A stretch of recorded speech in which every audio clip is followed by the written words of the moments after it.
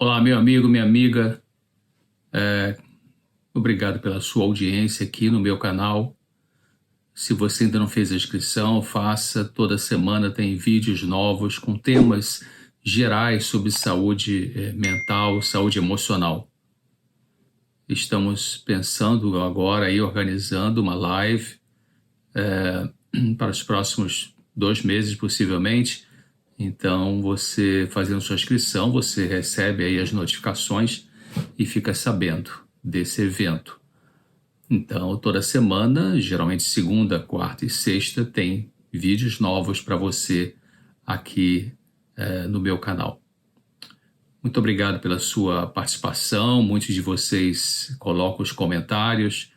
Eu quero explicar de novo que eu parei de atender consultas já faz algum tempo, desde 2020, para me dedicar à educação em saúde mental por palestras, vídeos como esse, artigos em revistas, em jornal, também escrevo para o site doutorcesar.com. Toda semana tem um artigo novo que eu coloco ali.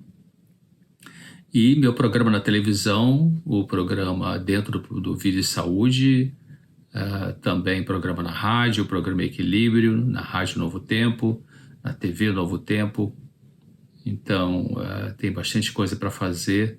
E aí eu parei de atender consultas para poder me dedicar realmente a essa área de educação em saúde mental através da mídia, né, da comunicação.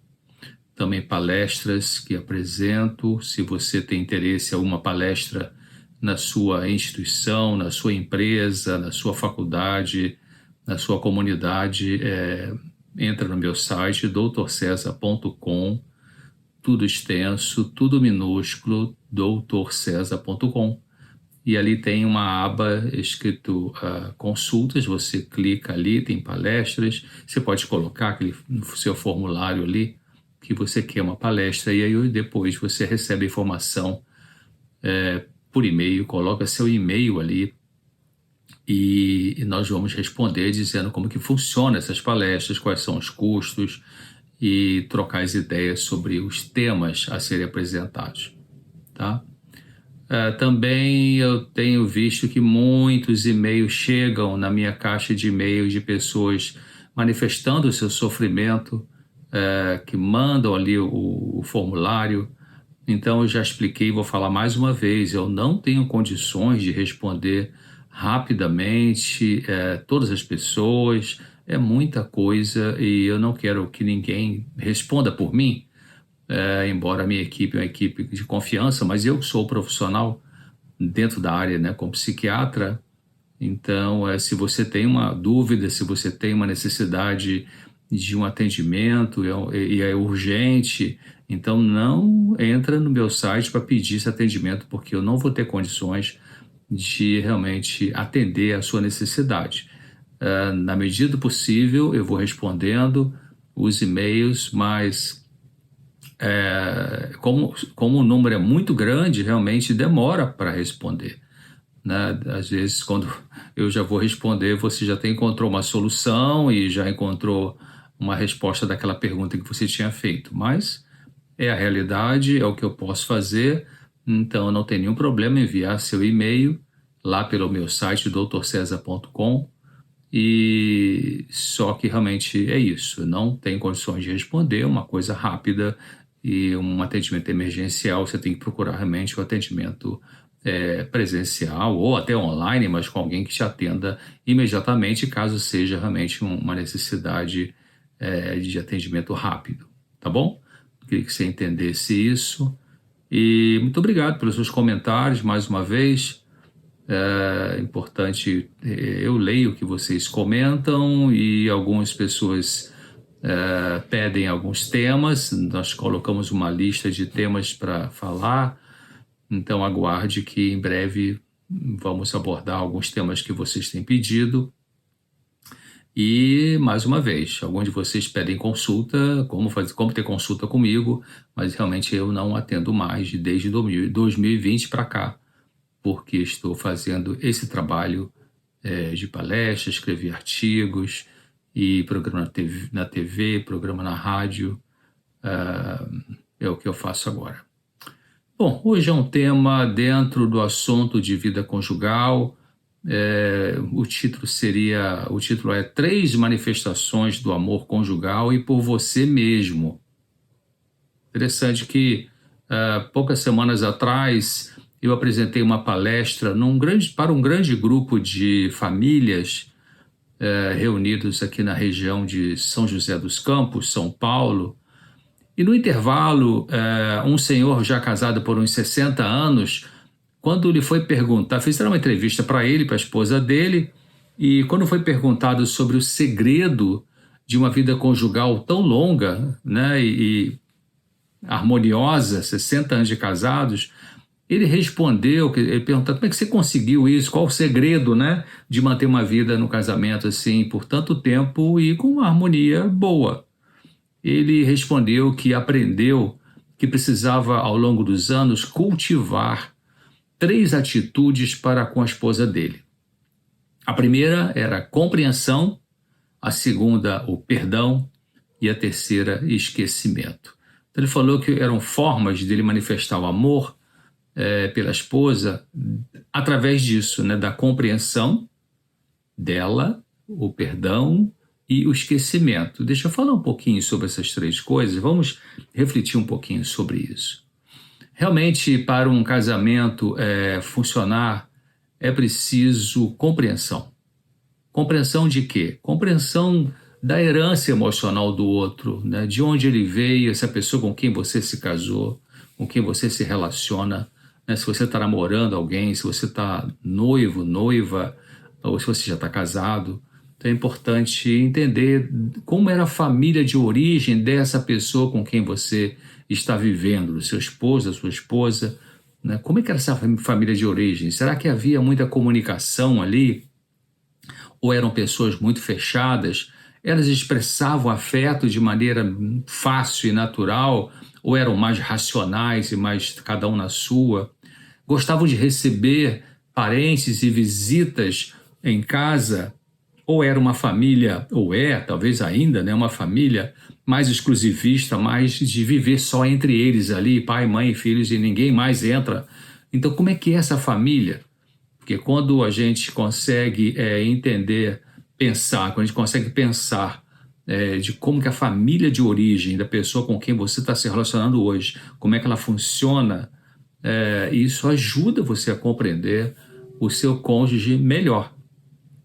Então, compreender o que aconteceu no desenvolvimento dessa pessoa com quem você está vivendo, como que ela se desenvolveu naquele tipo de família, vai realmente colaborar, porque você vai ver que o seu companheiro, a sua companheira, vai ter a tendência de repetir no casamento aquilo que aprendeu lá no passado, nessa família de origem. Então, claro, essa repetição pode ser de coisas boas e de coisas desagradáveis, né? A gente copia dos nossos pais as coisas boas e as coisas ruins. A gente não copia, a criança não faz uma seleção, o jovem não seleciona, isso é meio que incorporado, isso vai entrando, né? O que a gente vê no pai e na mãe ao longo dos anos de infância e adolescência, isso vai entrando aquele comportamento, e mesmo que você vamos supor que você tenha sofrido com um pai com algum tipo de problema comportamental, ou uma mãe, quem sabe, autoritária, ou um pai nervoso, enfim, você pode até pensar assim, quando eu ficar adulto eu vou funcionar diferente do meu pai ou da minha mãe, que eu detesto essa maneira dele ou dela fazer isso ou fazer aquilo. E aí os anos passam e quando você abre os olhos, você está fazendo muito parecido com aquilo que você detestava lá atrás, que os seus pais, o seu pai ou sua mãe fazia.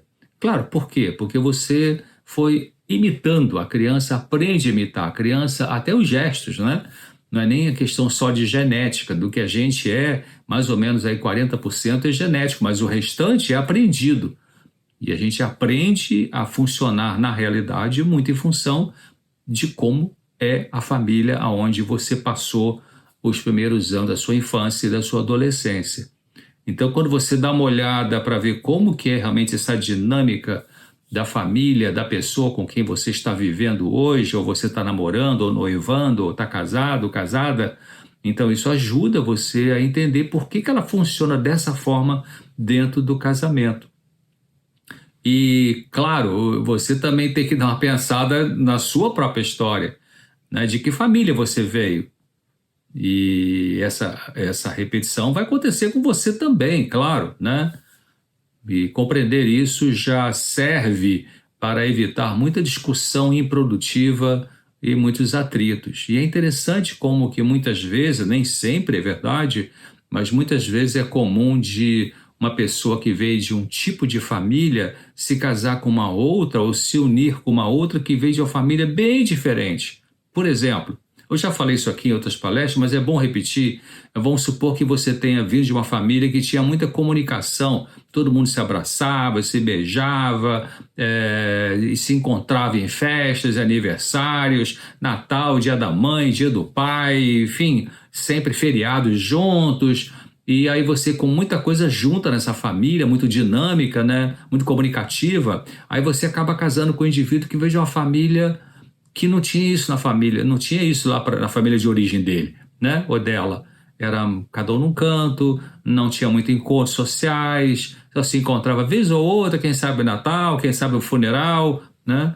Então, essa pessoa que veio de uma família, que cresceu numa família com pouca comunicação entre os membros, né? Pouca expressão de afeto, acaba se casando com alguém com muita expressão de afeto, com muita comunicação. Como é que vai dar certo, né?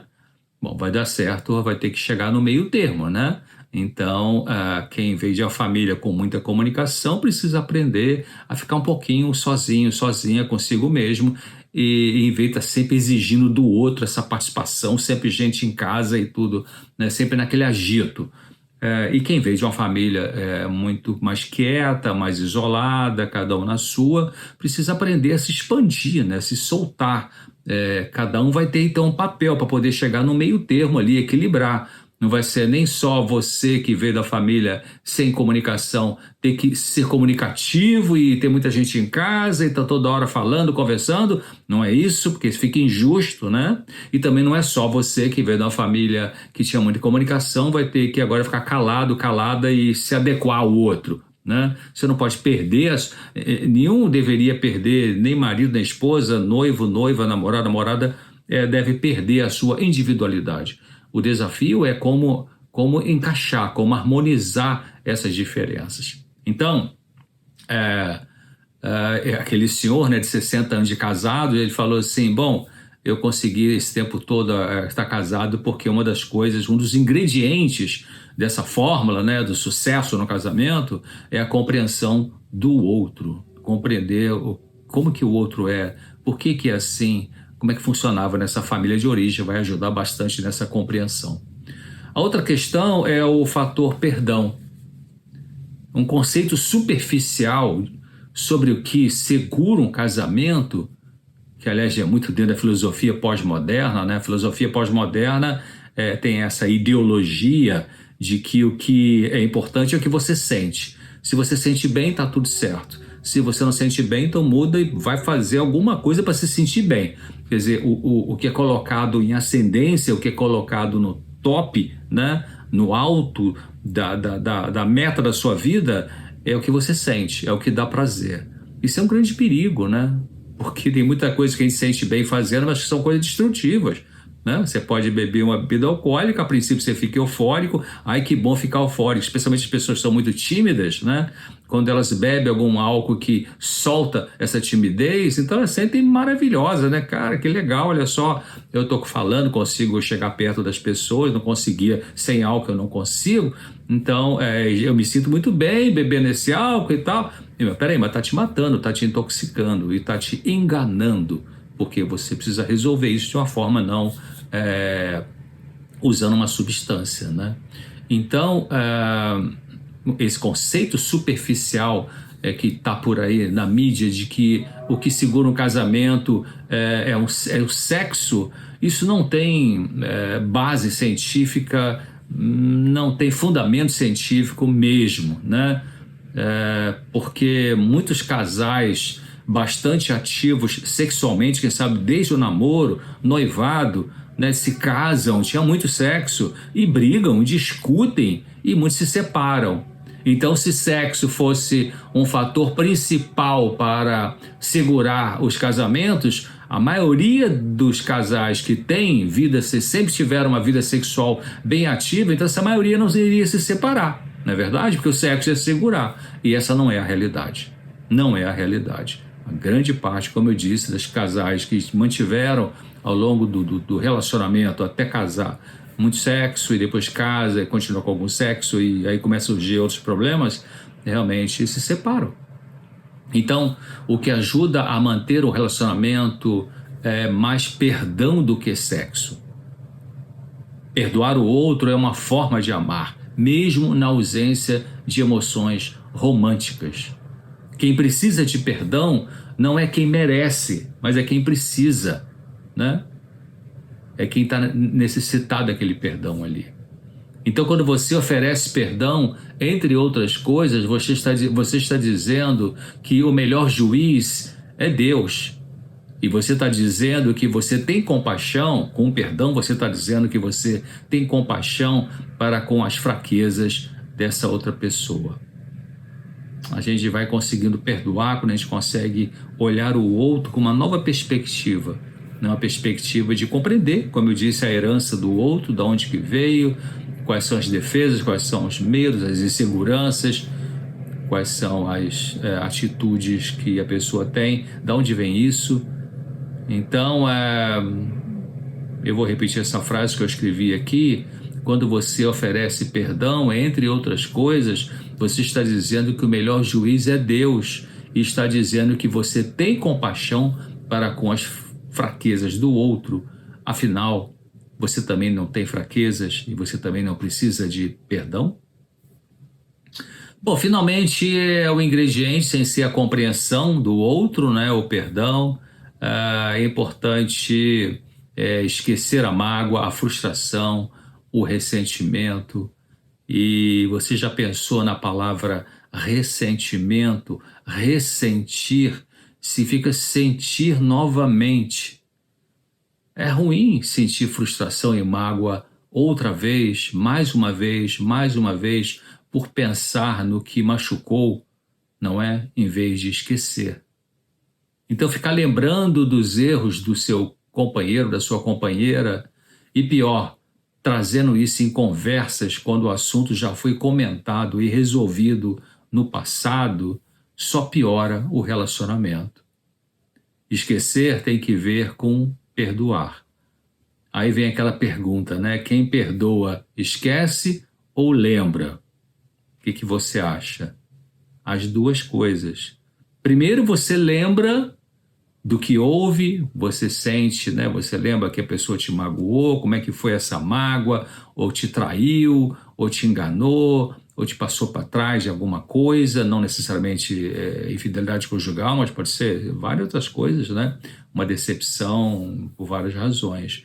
Então você lembra, você vive aquela dor, você expressa a sua dor, expressa a sua raiva, sente tristeza, sente angústia, desabafa. Então, quem perdoa primeiro lembra, porque lembra, pensa e desabafa, né? Vai falar daquilo ali para botar para fora tudo aquilo. Depois, se o perdão foi verdadeiro, você esquece. Deixa de pensar naquilo que causou a dor, que já foi comentada, já foi desabafada, já foi falada naquele relacionamento e foi oferecido o perdão. É verdade, o tema hoje não é sobre perdão, estou só comentando rapidamente. Às vezes, em algumas circunstâncias, nós precisamos perdoar mais de uma vez, né? E precisamos ser perdoados mais de uma vez também. Então, o perdão verdadeiro, ele produz o esquecimento da ofensa que não mais é repetida pelo ofensor. Eu vou repetir. O perdão verdadeiro produz o esquecimento da ofensa que, claro, não é mais repetida pelo ofensor. Então, esqueça o que passou. Se você ainda sente que precisa falar algo mais, né, em relação ao que te machucou, então decida conversar com a pessoa envolvida nisso, conversar com honestidade, conversar com respeito, com desejo, conversar com desejo de resolver definitivamente o assunto, e aí você então fale. Vai falar, né? E depois você vai esquecer, porque às vezes a pessoa está meio engasgada ainda, ela não conseguiu ter uma solução, não conseguiu dizer tudo aquilo que gostaria de dizer, se bem que nem sempre a gente tem que dizer tudo, né? Depende de várias circunstâncias, mas se você sente que precisa ainda falar e o que falou não foi suficiente e você não está repetindo isso já há muito tempo, apenas você tem dificuldade talvez de falar, né? Engole muito, aquelas pessoas que engolem muito sapo, né? Como se diz na gíria. Então, arranje um momento e vamos conversar sobre isso. Converse com seu cônjuge, converse, talvez abafar com alguém ético, com quem você possa ter um aconselhamento também, ajuda a falar, ajuda a curar. Então, relembrando, para consertar, para preservar e para tocar para frente o seu relacionamento conjugal, namoro, ou noivado, ou casamento, compreenda, perdoe e esqueça o passado. Olhe para frente. Seja o melhor que você pode ser para ele, para ela, né, para o seu companheiro, para a sua companheira. E lembre-se de que o amor não é o sentimento. Isso se confunde muito hoje em dia também. Não sei se mais mulheres do que homens ou não, mas se confunde muito. E uma dos culpados disso são as trocentas novelas que tem por aí, que passa que exacerba, aumenta a questão do sentimento, como se o sentimento fosse o amor. O amor envolve o sentimento, mas ele é muito mais do que isso, né? O sentimento flutua. E quando a gente ama uma pessoa, a gente não tem o mesmo sentimento agradável, igualzinho o tempo todo. Mas o amor pode permanecer. Compreenda, perdoe e esqueça. Faça isso com você mesmo também. Isso é importante, né? Se você quiser fazer uma lista assim, de pessoas que você precisa perdoar, fazer a reparação, talvez você tenha que colocar no top da lista ali você. Se você é uma pessoa que se pega muito pesado, se critica, se exige exageradamente as coisas, se você tem um perfil perfeccionista, se você não se permite ter um lazer, porque sempre está com um dever para fazer, né? Se você não consegue parar, sentar na varanda, olhar o pôr do sol, porque não, eu tenho que, sabe, lavar a louça, eu tenho que estender a roupa no varal, tirar a roupa do varal, eu tenho que, enfim, sabe, pegue leve, né, com você. Isso não quer dizer que você vai ficar uma pessoa agora irresponsável, ou não vai ligar mais para ninguém, vai ficar egocêntrico. Não. Então, essa compreensão, esse perdão e esse esquecimento de problemas também tem que ser feito com você, né? Aliás, acho que é bom começar com você, porque se você também pensa como é que você funciona no relacionamento, em função do que houve lá atrás da sua família de origem, e aí você começa a entender de que a pessoa com quem você casou não tem culpa do que aconteceu com você lá atrás, com seus pais ou com quem te criou, né? Claro, a gente quando casa, leva para dentro do casamento coisas boas e ruins, coisas bem resolvidas e coisas às vezes não bem resolvidas. E isso vai acontecer que vai estourar lá dentro da relação conjugal. E às vezes é difícil você separar exatamente até que ponto o problema que está acontecendo com o casal, até que ponto tem a ver com a história sua, do seu passado, que você trouxe para dentro do casamento e que você fica estourando com o outro ali, que não tem nada a ver, porque você estourava com o pai, com a mãe, você transfere para a relação conjugal, inconscientemente, é claro, e até que ponto realmente não, o problema do conjugal ali é uma questão que tem que ser conversada entre o casal. Isso se mistura, não é fácil separar. Né? Tipo assim, aqui é um problema conjugal, daqui até aqui tem a ver com a sua história de infância que você levou para dentro do casamento mal resolvida, e daqui até aqui é o problema do casal em si. Então isso se mistura, é realmente difícil separar, igual é difícil separar assim, você vê um arco-íris com as 7 cores, o arco-íris de Deus, o Criador do Universo. Então ali tem uma cor que ela muda e passa a ser a outra cor. Quando é que deixa de ser uma cor anterior e passa a ser aquela cor posterior? É muito misturado, é um degradê, né? Mas você pedindo iluminação a Deus, orando, se aconselhando com pessoas éticas, que têm experiência de vida, você pode começar a melhorar esse autoconhecimento, entendendo o que você trouxe para o teu casamento, mal resolvido lá do seu passado, com teu pai, com tua mãe, com o irmão, com a irmã, com quem te criou, e que está perturbando esse casamento, mas que não tem a ver com o casamento em si, né? Então Deus vai te iluminar e você tem que pensar nisso também e tem que começar a admitir isso. Tem que começar a admitir, porque tem pessoas que não admitem, tem pessoas, não, meu problema é só com minha mulher, não, meu problema é só com meu marido, que não me ama como eu queria, ele não me ama, ela não me ama e tal, eu queria que fosse mais amada, mais amado, isso fica só naquele foco ali do casamento, mas o problema que está causando confusão, afastamento, tristeza, tem a ver também com alguma coisa que foi trazida para dentro do casamento e está ainda mal resolvida, né? Eu já falei aqui numa outra palestra de que um pensamento que diz assim: se você não se curar daquilo que te cortou lá atrás, você vai sangrar em cima de pessoas que não tem nada a ver com a tua ferida. Pensa nisso. Bom, é isso que eu queria compartilhar hoje com você. Mais uma vez, obrigado pela sua presença e em breve estaremos juntos, se Deus quiser. Até lá.